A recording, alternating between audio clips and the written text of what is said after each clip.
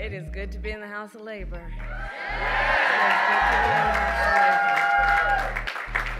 And it is good to be back at IBEW Local 5.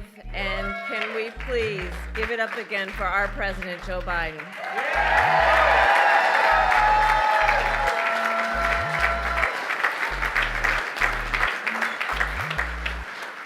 Now, I don't have to tell the brothers and sisters of labor that you really get to know somebody when you're in the middle of a fight. When times are hard, when the forces are mighty, when people don't believe something can get done and they have 1,000 excuses for why it can't get done. And I have spent more time with this extraordinary human being when the cameras were not in the room, when the stakes were high, when the heat was intense. And Joe Biden has always stood with the workers of America and labor unions of America. Always. Always. I've been with him when he'll bring folks into the Oval Office. And you know how Joe can get sometimes. He doesn't spare words. It's good that sometimes the cameras are not in the room when he has those conversations. Because the thing about the Joe Biden I know, and I know you know, because he has been a friend of labor for so long, for his whole life. Joe Biden can be quite impatient. And that's a good thing for that kind of leader. Quite impatient. And I say to all of the friends here, the press that's in the room, history will show what we here know. Joe Biden has been one of the most transformative presidents in the United States that we have ever witnessed.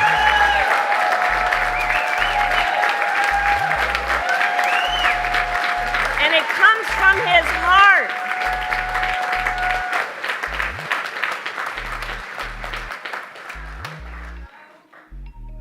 And you know, Joe and I talk a lot about the fact that we are so proud to be the most pro-union administration in America's history. And it is thanks to your leadership.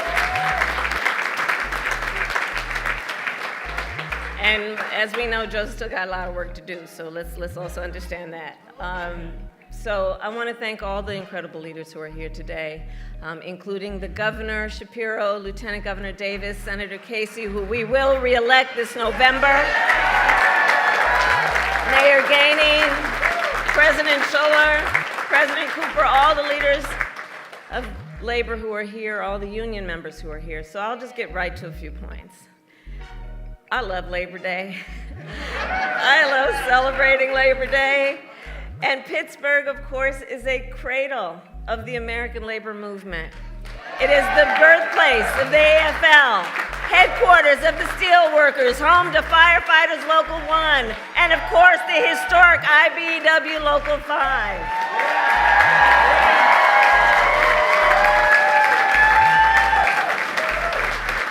For more than 150 years, the brothers and sisters of labor have helped lead the fight for fair pay, better benefits, and safe working conditions. And every person in our nation has benefited from that work. You know, everywhere I go, I tell people, you may not be a union member, but you better thank unions for that 5-day work week.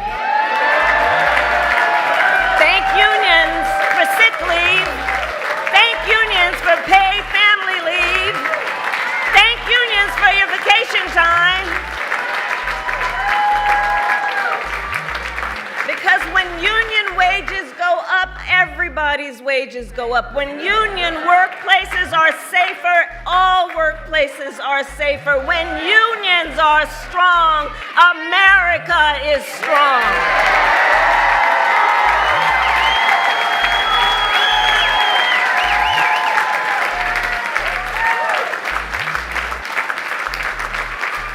And we are clear. Not only has Pittsburgh shaped the history of America's labor movement, today you are also shaping its future. In 2021, with my dear friend The Secretary, Marty Walsh, who the President appointed to be Secretary of Labor, he and I hosted a meeting right here in this local, and it was part of the White House Labor Task Force that I lead. That day, we met with a group of computer programmers who were working to form a union. 1 month later, they signed their contract and became one of the first technology unions in our nation. Standing on the shoulder of all those who have been here and fought the good fight. So Pittsburgh, I remind us of that to say together, we are fighting to build an economy that works for all working people. And that has always been the vision of the labor movement. And that is the vision of our campaign. You know, in this election, there are two very different visions for our nation. One, ours, focused on the future. The other, focused on the past. We fight for the future. We fight for a future of dignity, respect, and opportunity for all people.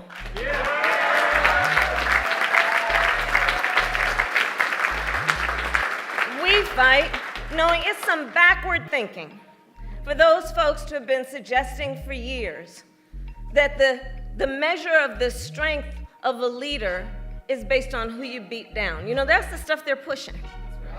That the measure of the strength of a leader is based on who you beat down, when we know the true measure of the strength of a leader is based on who you lift up. Who you lift up. Do you fight for workers? Do you fight for families? Do you fight for those who must be seen and heard and deserve the dignity that comes with hard work? That's what we fight for. And when you know what you stand for, you know what to fight for. So we're 64 days out from this election. Ballots in Pennsylvania will start dropping in 14 days. 14 days. And this election is, as much as anything else, a fight for the promise of America. For the promise of America. We love our country. We love our country.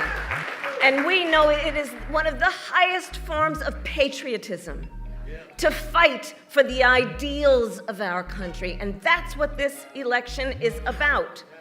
And about the promise of America. And I don't need to tell unions what the promise looks like. It's what you do every day.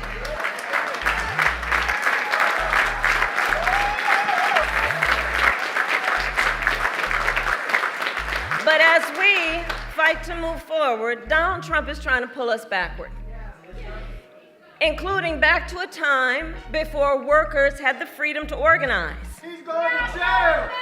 Well, the courts will handle that, and we will handle November. How about that? We'll handle November. Let the courts handle that other thing.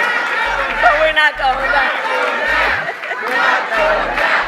We're not going back. We're not going back. And one of the ways we're going to guarantee we don't go back is that we remember. Right? It is important to remember what that was and what it is. Remember, as president, Donald Trump blocked overtime benefits for millions of workers. He opposed efforts to raise the minimum wage.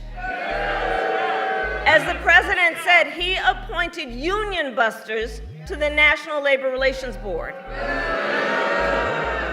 And don't forget, he supported so-called right-to-work laws. And if Donald Trump were to be reelected, he intends to give more tax cuts to billionaires and big corporations. He intends to cut Social Security and Medicare. He wants to impose what in effect would be a national sales tax. I call it the Trump national sales tax, on everyday products and basic necessities that would cost a typical American family, the economists have said this, almost $4,000 a year. He intends to repeal the Affordable Care Act and take us back to what we remember, because it wasn't that long ago, was a time when insurance companies could deny people with pre-existing conditions. You remember what that was? Children with asthma, breast cancer survivors, grandparents with diabetes.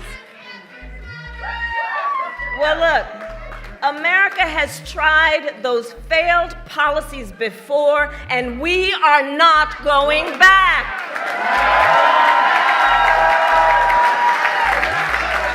We are not going back. Not going back. And instead, we fight for a future where no person has to go broke just because they get sick.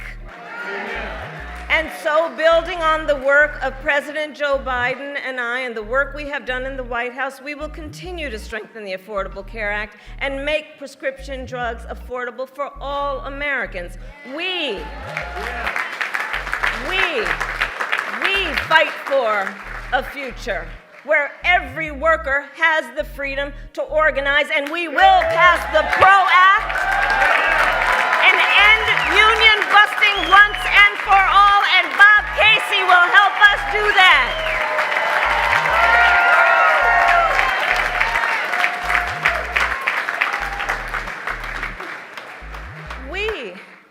We see and know and fight for a future where every person has the opportunity not just to get by, but to get ahead.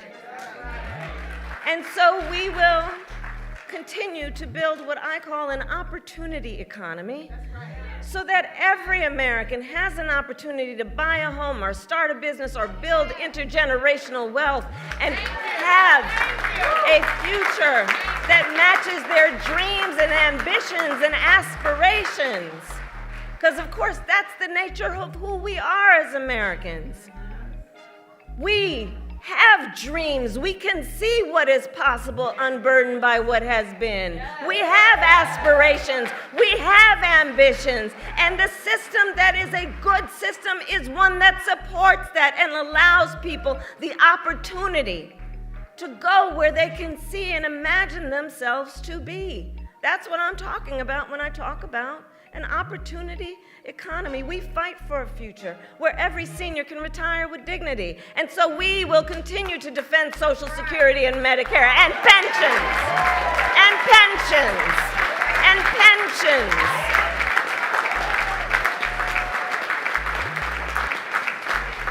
And we will continue to strengthen America's manufacturing sector. And on that point, the president mentioned it.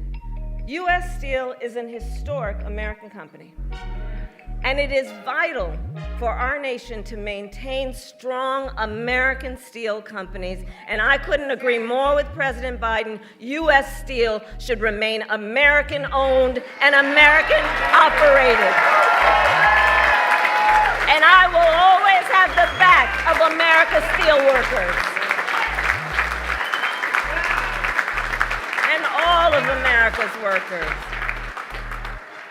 So, friends, 64 days until the most election of our lives, and probably one of the most important in the life of our nation, truly.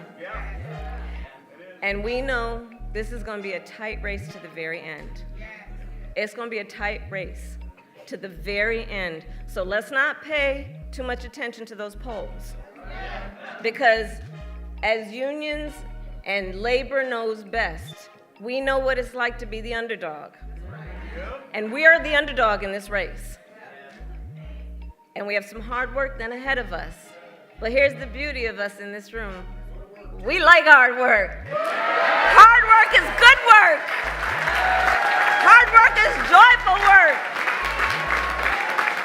And so in this fight, I will continue to count on The strength, the determination, and the hard work of the leaders in this room to knock on doors, to get folks to the polls, and bluntly put, because the people in here do it, to help us win Pennsylvania.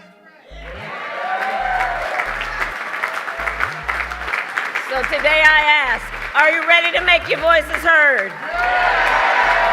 Do we believe in freedom? Do we believe in opportunity? Do we believe in the promise of America? And are we ready to fight for it? And when we fight, we win. God bless you. God bless America.